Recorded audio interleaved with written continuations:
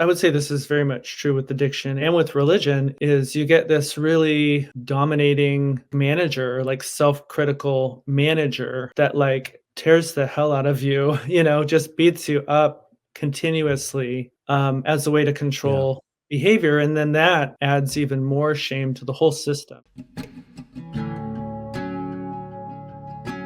Before we dive into today's episode, I want to introduce you to our sponsor for today, Jane, a clinic management software and EMR that helps you handle your clinic's daily admin tasks so you can free up your evenings and weekends. The Jane team understands how precious your time is and recognizes that charting can often be the most time-consuming task for practitioners. That's why they're here to help. To save you from having to start your chart notes from scratch, you can check out Jane's template library, which gives you access to templates that have been generously created and shared by health and wellness practitioners in the community. Once you have a template you like, you can choose to customize it further with charting tools such as range scales, text fields, checkboxes, and more. To see how Jane can help you spend more time doing what you love, head to the link in the show notes to book a personalized demo. Or if you're ready to get started, you can use the code JOHN at the time of sign up for a 1-month grace period applied to your new account. Let's dive in. Forest Benedict, LMFT, provides online therapy in California and soon Washington. He focuses on using IFS with clients experiencing CPTSD, religious trauma, sexual shame, and other challenges. You can check out his website and his blog at forestbenedict.com. Forrest, thank you for being here. What else should people know about who you are and how you got here? Yeah, no, thank you so much for inviting me. I'm really happy to be here with you. Yeah, I mean, there's so much. I feel like everybody that does IFS work has their own backstory. But yeah, I mean, that's kind of what I would add to it is that IFS has been life changing for me and deeply healing for me, and specifically in the area of religious trauma. And so, yeah, I just feel very passionate about helping people heal and connect with themselves. And so, yeah, I'm a therapist in California Yeah, and live up in Washington. great. Yeah, let's see where the topic takes us today around religious trauma. Even starting with, would you mind kind of defining that for us and what are some Yeah. examples? Yeah. Yeah. Well, it can be something traumatic that happens within a religious context, but I think the way a lot of what shows up with the people that I work with is more basically how like a belief system um, or like the threat of like punishment or hell or basically within a religious context causes people to have to suppress themselves and really limit like who they can be in the world. And so yeah, there's definitely, I would say, traumatic experiences that happen within the religious context, but that I see. I think a lot of religious trauma is more like complex PTSD because it's like you're continuously in a context in which you're having to perform and suppress yourself and really have under the constant threat of judgment or Yeah. threat of punishment in some way. Yeah. And so I think it's interesting so yeah, I think that's a good way to describe it. So it can definitely be specific traumatic events that happen within that religious context, but then yeah, it can also be just continuously being in a situation that you can't get out of Yeah. without Yeah. fear of pretty severe consequences. Yeah. I have limited experience clinically working with folks, I guess coming to me specifically with religious trauma. Mm, I also have like a personal fascination with how it happens, or yeah, I've watched yeah. probably every like cult documentary on Mm, HBO, and a lot of how yeah. these stories start is the idea that it's not a cult or these ideas are not that radical. Yeah. And yet, sometimes the story is then when people try to leave or think about leaving, that's when things ramp up and that's when things get very Mhm. tense and you either double down or you risk leaving and something bad happening to you or there being consequences, whether they're emotional, physical, financial, whatever they are. But some degree of power and control is really Mhm. important here. And then people who are in fear or in a transition in their lives or whatever that are looking for a sense of belonging, there's a lot of Oh, yeah. reasons that I've noticed that really pulls people into groups where it's so compelling to be part of a group and to be Mhm. under the leadership of someone with really strong ideas who says this is the way and I can change your life, right? Like I Yeah. see how compelling it is, you know. Yeah, definitely. Yeah, and that's the thing too, like, even when I was a Christian, I didn't consider myself in a cult, and even now, I would say in the mainstream, like, Christianity or the type that I was involved in isn't always considered a cult, but there's Yeah. a thing, and I think it's really, it doesn't mean that it's unhealthy, it's Yeah. still, I mean, in my view, like, it's still a situation in which you're basically dependent on an outside authority to tell you who you are and what you need to do, Right. whether it's the That's church right. leader or the Bible or the community, it's really, I mean, to me, it's like very much the opposite of what we do with IFS. It's like kind of releasing your, kind of like submitting your own authority to someone else. Yeah. And then, yeah, just basically living kind of from Yeah. the outside in, Yeah. to control your behavior. This idea of like losing one's sense of self, that idea most people can understand like colloquially, but then from an IFS perspective, we use self in a very specific way. Um, Yes. but yeah, this idea of like who am I and what do I believe, and something that I notice as a threat in trauma in general is a loss of agency and a lot of times an Mhm. abandonment of like people talk about self-abandoning, right? Or when people looking back on it go, I knew that situation was wrong or that this person was up to no good, but I followed them anyway, right? Or I dated them or I Yeah, whatever, right? And then yeah, part of totally. the process of healing is this slow repairing of that internal attachment of like, can I Yeah. really trust myself, right? So what thoughts do you have on that? Oh, yeah.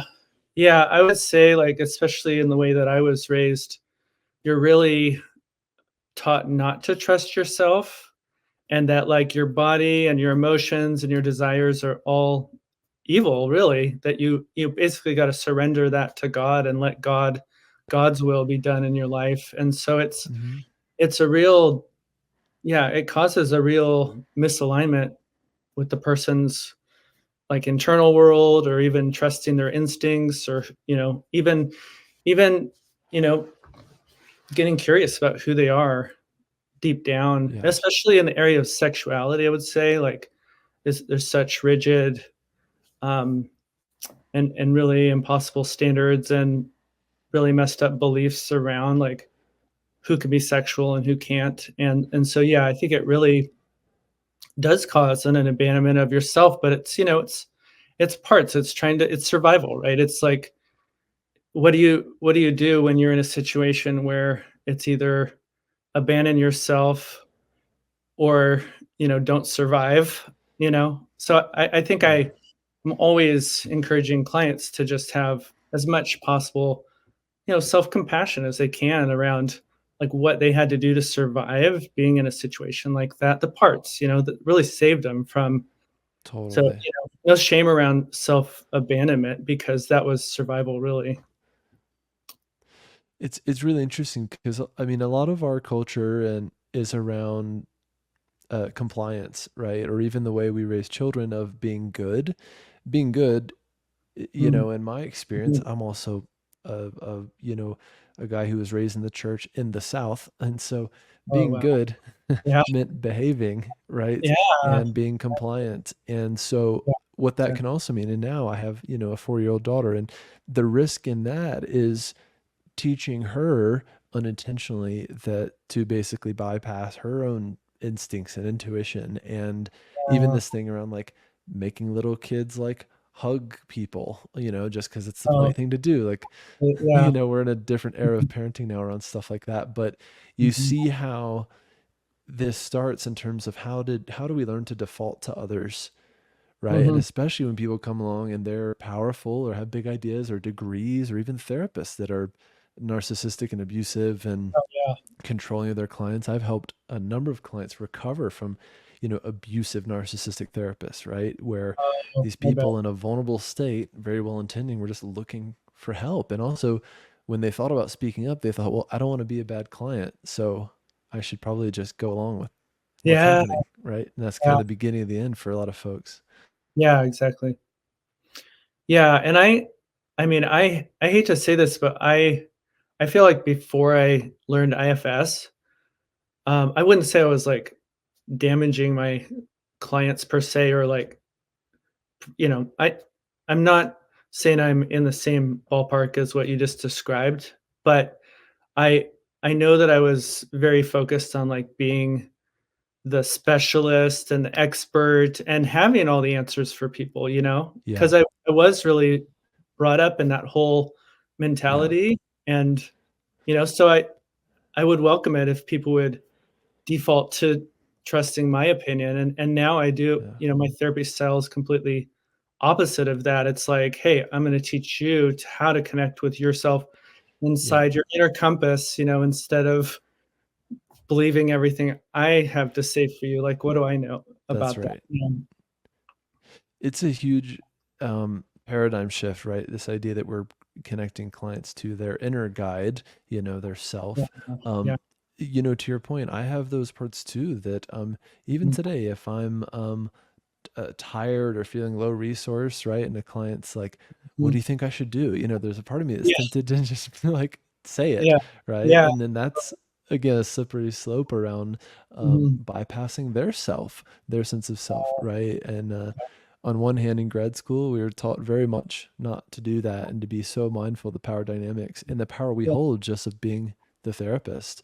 mhm, Um, mhm, and yet on the other hand, it can be so easy and so subtle to undermine a client's agency, and yet it's the most important thing, right? yeah, Especially in the case of being a yeah, trauma therapist, right?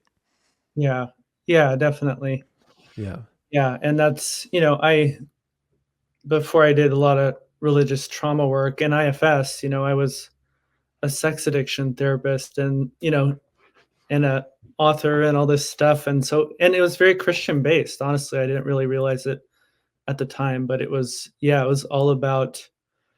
I mean, I got a lot of it boosted me up in lots of ways to feel like the expert, and, you yeah, know, it's just yeah, it's I'm glad I'm not headed that direction anymore. It feels yeah, much better to be a guide.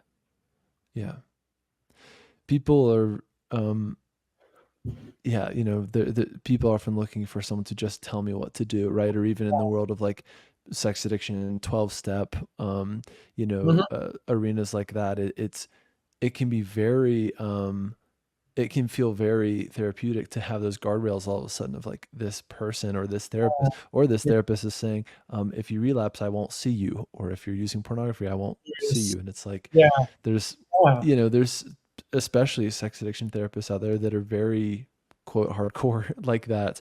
And for a lot of people that really mhm, appeals to them of like, I need this hard nosed kind of structure. yeah, And yet what it can create is, this kind of white knuckle drunk, situation, right? Where people's yeah, behaviors are just barely managed or yeah, managed enough, but the core wounding around it is still very much like alive and well, right?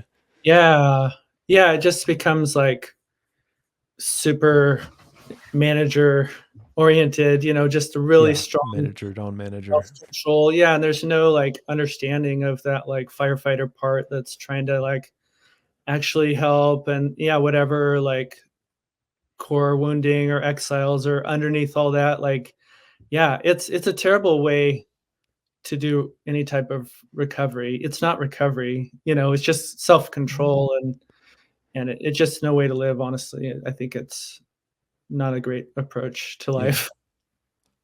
Yeah, I would agree, and it was IFS has changed my life and my clinical work in a lot of ways, but Mhm.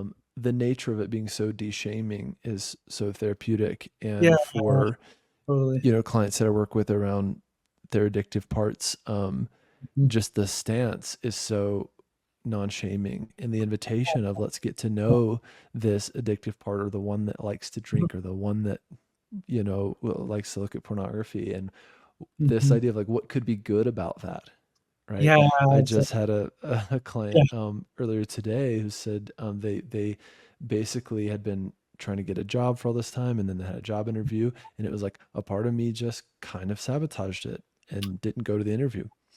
And the Oh, question I had right off the bat of like, I wonder what could be good about not going to that interview. It's like, well, yeah. then I won't be seen and I don't have the fear of rejection. It's like, Oh, well, yeah, from yeah. that perspective, it makes a Mhm. lot of sense, right? That part Exactly. did its job. Yeah. Yeah, exactly. Yeah, these are yeah, and I mean, they're so protective of that future possible Yeah. pain, and also so protective of whatever we might be really unaware of inside that's really being protected as well, Mhm. that pain. I'm curious your thoughts too on shame, because the more I do this work, the more I see shame as like a real engine to a lot of Mhm. issues, and especially I work with a lot of men. It seems like you do as Oh, well, and so yeah. even this client I was just talking about, like that shame piece is so central to the work, Mm, um, and it's so insidious, right? So I'm curious, like your experiences around yeah. that, or just how you think about shame and how you work with it. Yeah. Yeah, that's a great question. Yeah, and it fits with, like, the addiction work as well as, like, religious trauma, because it's almost like with religious trauma, you're, like, taught to be ashamed of parts of you that parts of you are shameful and are bad, and so, yeah, I mean, that's a big question, like, I definitely see how the shame comes along with the traumatic experiences, um, and then also, I mean, this I would say this is very much true with addiction and with religious and with religion is you get this really dominating, like, manager, like, self-critical manager that, like, you know,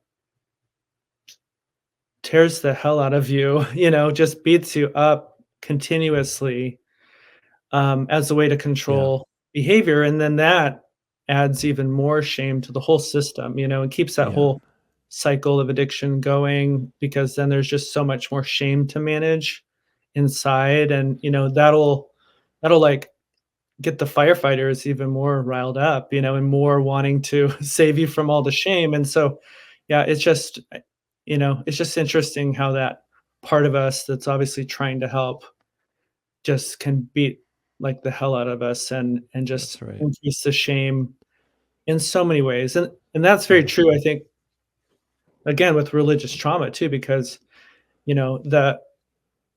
there's some consequences that feel very real if you do not act perfectly in your actions as well as your words as well as your thoughts. You have supposedly God is like watching to make sure you behave all the time, and so hmm, yeah, I think that perfectionistic s- the perfectionistic parts, the self-critical parts can just become very dominant when you have yeah, to behave all the time yeah, perfectly, or else something bad will happen, and I think that increases the shame as well.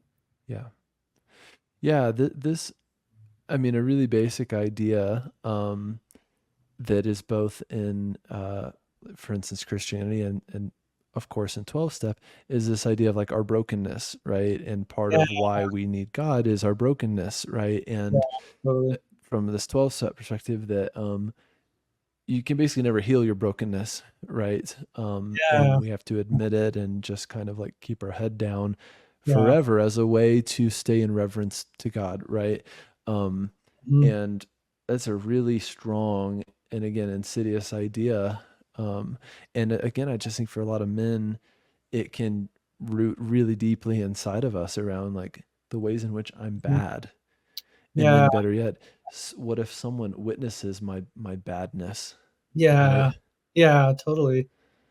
Yeah. Yeah, yeah, and I do run an online group for men, and some of it's around Mm, addiction, but also, like, IFS based, and, it's just so healing for them to be able to, like, speak those things to each other and to the group, just it's like, I think it's Brené Brown that says, like, I don't know, I'm gonna butcher this, but it's like shame dies where, when it's witnessed with I'm totally making this up, but, I get it's it. Yeah. it's powerful to share those things that they're ashamed of and just be accepted and loved, and, I think that could be a big part of the healing, as well as the internal work around that shame. Well, the opposite of that Brene Brown piece is like, shame grows in the dark, right? And I Yeah, find that to be very true, right? And again, like people who have been white knuckling their behaviors for years or decades or whatever until the levee breaks and they just can't anymore, yeah, right? Or their physical health breaks down or they get caught or whatever, right? Or it yeah, starts to affect their work finally and they're all of a sudden not getting away with it, right? yeah, yeah, totally. And, this is interesting, it's kind of funny that the addiction piece came into this because 'cause I've done so much work around that, but I find that, like and there's been some research around this, though, a lot of Christians think they're porn addicts just because it's they're taught that it's sinful, and Hmm. because they wanna look at it, but then they aren't allowed to, and so, you know, for me, like, for decades, I thought I was a recovering porn addict, and, like, I wrote a book on it, and I was, like, really public about my recovery, but as I did more IFS healing, and just really took this whole journey really seriously and deconstruction from the religion, I realized it wasn't an addiction, it was actually just shame around how my sexuality, and so that was taught to me, and so, I probably really just had a normal sex drive for somebody, but then I was taught that this was sinful and bad, and so taught to really fight that, and so, yeah, I think a lot of, like, people of faith, like, think that they're so bad and that they're addicts, when really they're just have a sexual side of them that wants to Yeah. express itself, and they don't feel like they can do that, so it becomes a battle Yeah. inside, you know? Becomes a polarization, right, to your point, Oh, and through the lens of IFS, I'm so curious this journey for you around, yeah, having this identity, writing this book about it, and then, how you, yeah, kind of got to where you are now. yeah, yeah, it was very, very unexpected, and, this is probably a whole nother topic is, like that relates to this is how do you, like, change your identity as a therapist, and, like, as you're going through your own personal changes, and so, yeah, it Yeah, was really unexpected, I won't go into the whole story of it, but, sure. I was, like, training Christian therapists in a sex addiction program and teaching in seminary and, like, really my faith was, like, everything for me, and I ended up going through a very unexpected and that's what led me to become a sex addiction therapist was my faith, and so, Mhm. when as I like I said, very unexpectedly, um, went through like a deconversion process, um, and questioning everything and studying the Bible and realizing, from other perspectives that it wasn't like this perfect book and everything. I what I will say is it came down to, and the biggest like catalyst for me was having a psychedelic experience that really showed me in a very like visionary way that we didn't need religion to save us. Um, but I already knew about IFS. I really got this vision of like we can use IFS to save us. Like we can learn to save ourselves. We don't need religion. And it sounds like something you would hear from like a drug experience, but it was really drastically life changing for me. And I Yeah. I got out of that and ended up releasing myself from the religion and quitting my Christian university job and getting into IFS training, Wow. level 1, and doing my own, getting really serious about my own healing, because I had a lot of religious trauma as well as a ton of unhealed, like, family trauma. Wow.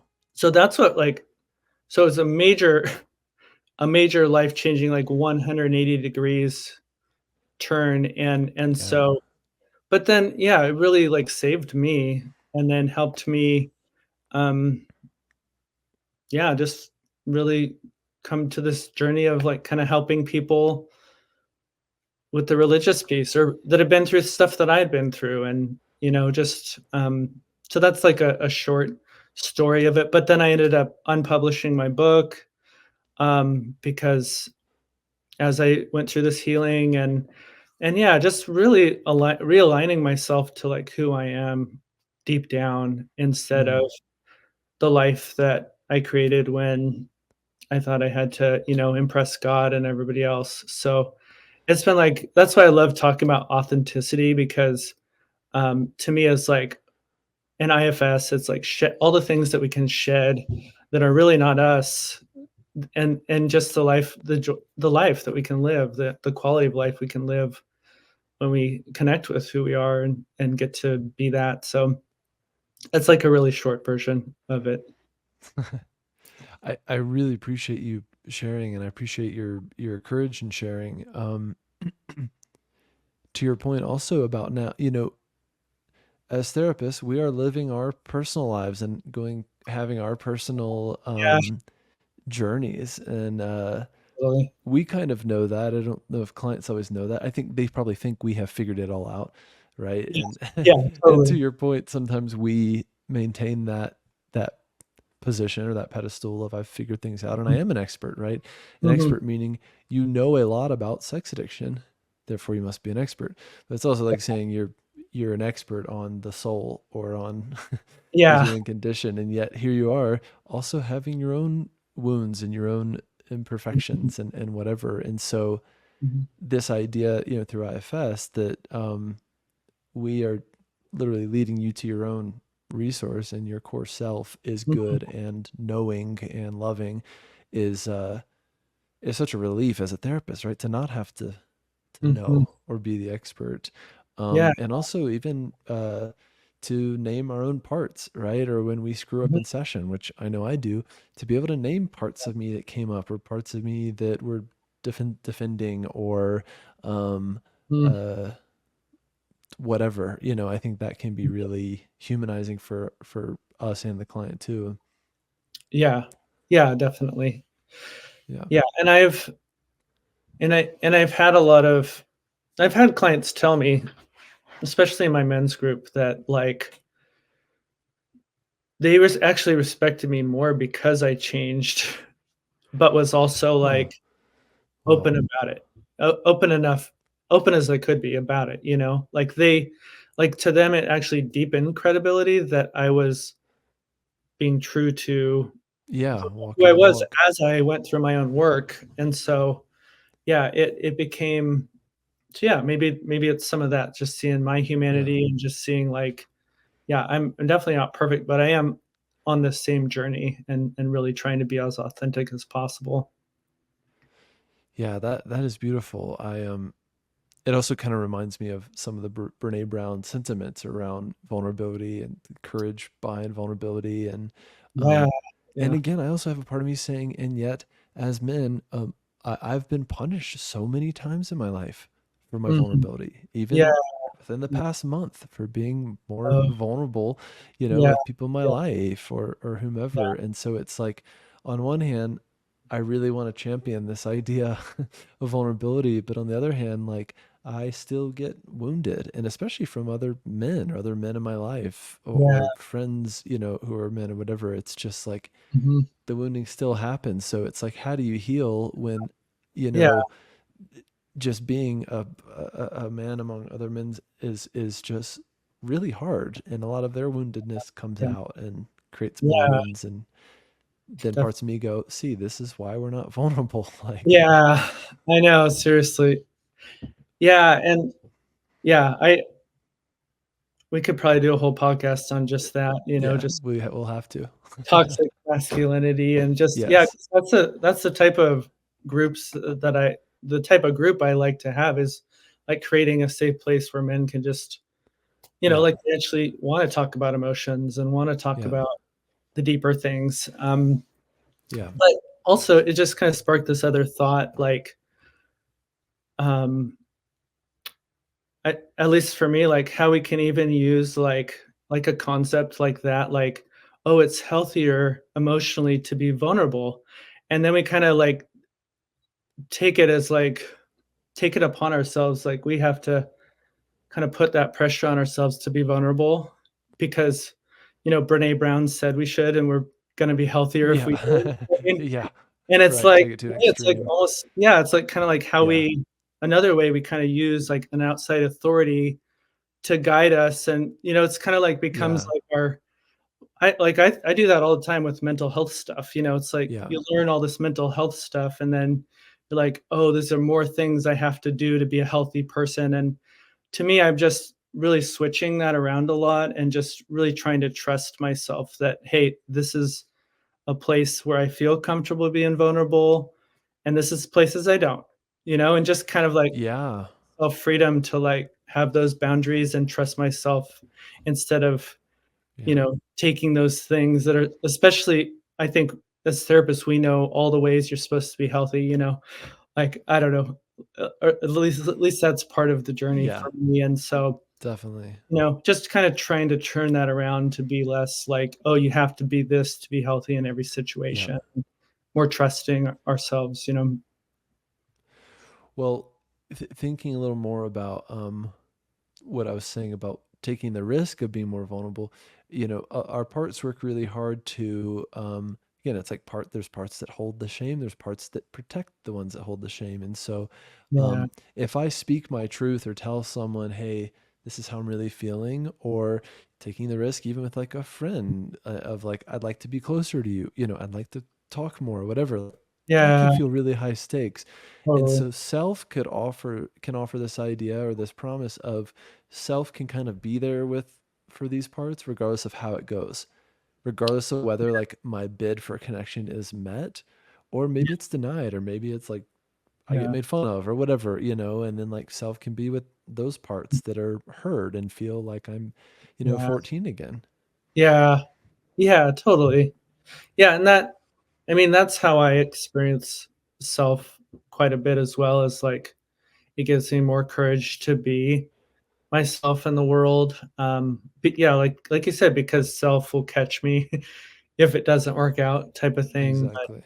but then also just yeah, like, I don't know, I know for me, like, growing up in religion, like, we were encouraged to not really have good boundaries Sure. and to kinda just share yourself with everybody, and so I guess I have a part of me that's also, like, wanting to really honor if, like, it doesn't feel comfortable to be vulnerable, like, there's an also, like, awareness of, like, a healthy boundary or what feels right to the person, if that makes sense. Hmm.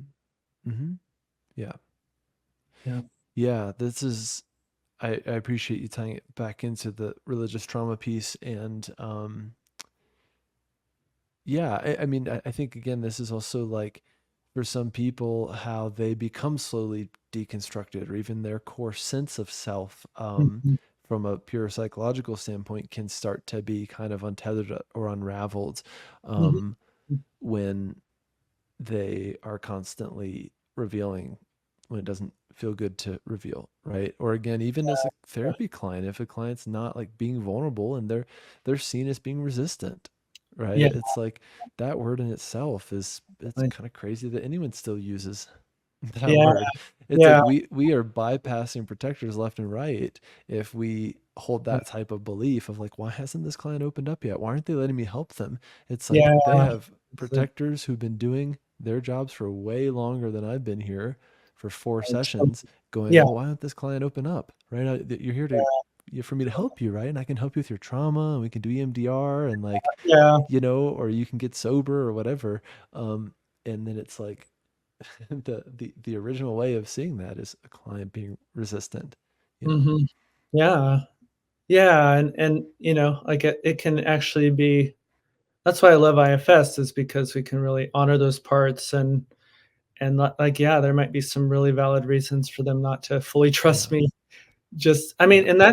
and I would say that comes up for clients with having me as a male, you For know? sure. Like, there's definitely people Yeah. that just don't trust males for really good reasons, and I would say a lot of males in the world, unfortunately, are very unhealed and doing lots of damage in the world, and That's right. so, Yeah. yeah, I get that somebody wouldn't just trust me just because I, Yeah. am their therapist, and Yeah. but to me, that's part of the healing work too that I actually love is, not being that type of male and, bringing self into the room and Yeah. helping helping heal some of that if Yeah. they trust me to help them with that. Well, that in itself can be a corrective emotional experience, right? If someone's Mhm. experiencing that anxiety of your maleness, Yeah, and you let totally. you honor that and honor the protective parts around that, and Mhm. you may eventually earn their trust, right? And they can internalize some of that healing, and Yeah, also the parts that are still keeping an eye out for people in my life that are not up yeah, to any good, right? And are yeah, dangerous. So. totally. Yeah, Yeah, totally. yeah, And yeah. I've so had this come up a few times. I uh, went through Derek Scott's program. I have, stepping stones. oh, I think that was on your website too, maybe. oh, no, but I definitely know what you're talking about. Okay, so yeah, but that has happened in a couple of times where folks in the group have had a reaction to me, just being a male, right? And they've had Oh, parts yeah, that are will react or um, protect or whatever, and yeah, then we just try to work with that. I remember the first yeah, time it happened, seemingly out of nowhere, I also had parts that were scared and worried and thought, "Oh, I want you to know I'm like one of the good ones," And then yeah, I also had to right, just be a little more okay with them going through their process and knowing there's yeah, history there and there's really good reasons that those protectors are like, yeah, not mm, with this guy. It's like yeah, good, good that you know that, right? Like not with this yeah, guy. yeah, yeah, definitely. I mean, I have trust issues with males too, like there's only yeah, there's a lot of stuff that I've had to work through in that area too, and Yeah. it's been healing for me to find really healthy males that are, very different than the type of abuse that I got from males in the past, Yeah. and that's been part of my healing too. Yeah. Yeah, and I love that you're doing that in your group as well and creating that space and protecting that space really because it has to Yeah. be protected and just one group Mhm. member can really throw off a dynamic like that and people can Yeah. start to shut down or zone out or whatever. So, yeah. Yeah, definitely.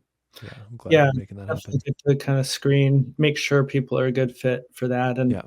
I mean, I guess the good news is, like, that type of group would only appeal to certain people, True. like, but then it Less becomes like self-selecting. yeah, I mean, it was a little different when it was only sex addiction, then it did bring in kinda more narcissistic folks, and yeah, there was Uh-huh. definitely some and more strict religious folks, and so, yeah, I think it's now that it's become more of like a IFS focused slash recovery slash men connection group, it's really become like a really special place that, there aren't a whole lot of guys getting together doing this type of thing, and so, it's special to be able to create that, honestly. Yeah. Yeah, I'm so glad that that's happening. Got a little bit of time left. What do you think is missing from the conversation, or what's it been like for you to kind of talk about all this stuff and hit on some of the different areas of your life and your practice? Yeah. Yeah, I mean, it's been really meaningful to be here and to chat about all this, and yeah, I don't know, like, I think just coming back to that topic of authenticity, um, yeah, like, whether it's religious trauma or any other type of trauma, I just feel like IFS gives us the ability to, yeah, just get all the healing that we need, all the, heal all the things that get in the way of us just fully being ourselves. And so, yeah, that's been my journey, and that's Yeah. just what I love helping other people do, is just be fully themselves. And just, yeah, just all the stuff that they had to do to survive being perfect and people pleasing and impressing people and performing and all this stuff. It's just, I love helping people get to know those parts, but then also like move into like discovering who they really are in every way, sexually Hmm. and just emotionally, and just being free. I mean, to me, it's all about just freedom, being free to be who you are. That's great. It's hard to add anything to that, so I'm not going to try. It's a really Yeah, wonderful universal yeah, message to offer here. yeah. So, Good. hard to top Awesome. it. Forrest, thank you so much for doing this. Can you just kind of help us wrap things up with a little more about how you help people? You mentioned the group. Yeah, Also, you do individual therapy, and how can people learn more about, working with you? yeah, yeah, yeah. No, like I said, I mainly do individual therapy for adults, religious trauma, sexual shame. I actually even just realized recently I really like working with other therapists too. So, especially if they have an interest in IFS, like I found those clients to be, yeah, just really meaningful work that we do together. And I do, so that's all in California online. And then I'm going to be taking the test for licensure up here in Washington, and hopefully getting Oregon and Utah soon. And then I also do some like religious trauma coaching type stuff. So yeah, forestbenedict.com. I also do tons of blogging and creative stuff like on Instagram and stuff. I just have a very creative writing part that still loves to do that stuff. So yeah, all that's on my website. Awesome. Yeah. I think that's how we came across you, is your Instagram and the Oh, content you awesome. make and the blogs. So Awesome. yeah, really neat stuff, and Oh, I cool. appreciate the creativity and the Mm, offering to people, the service to people, to put out mm, free stuff. So yeah. yeah, well, Forrest, thank you so much again for doing this, for being here with me, and for your authenticity and vulnerability. And Yeah. love to have you back sometime for a part two, and maybe we'll go even deeper with one of these topics, maybe like Yeah. the masculinity piece. That Uh, might be that'd be in our future. that'd be awesome. Yeah, I'd love to Yeah. do that. Let's definitely All talk. right. All right. We'll do it. Thanks again, All Forrest. right. Take care. Thank you. Thank you, John. Thanks for listening to another episode of Going Inside. If you enjoyed this episode, please like and subscribe wherever you're listening or watching, and share your favorite episode with a friend. You can follow me on Instagram, YouTube, and TikTok at John Clark Therapy, and apply to work with me one-on-one at johnclarktherapy.com. See you next time.